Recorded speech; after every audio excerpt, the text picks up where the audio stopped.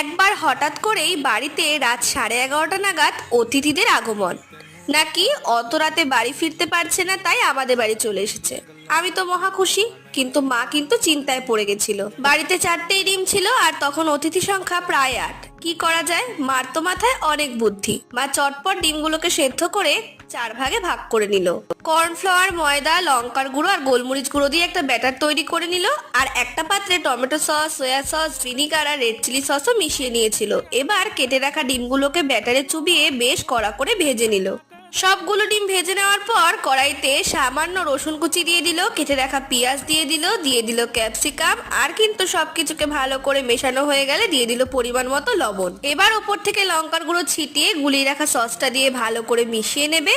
আর মিশিয়ে নেওয়ার পর জল দিয়ে বেশ খানিকক্ষণ ফুটিয়ে নেওয়ার পর এর মধ্যে দিয়ে দেবো আমি কিছুটা কাঁচা লঙ্কা, তারপর ভেজে রাখা ডিমের বড়া। 4টে ডিম দিয়ে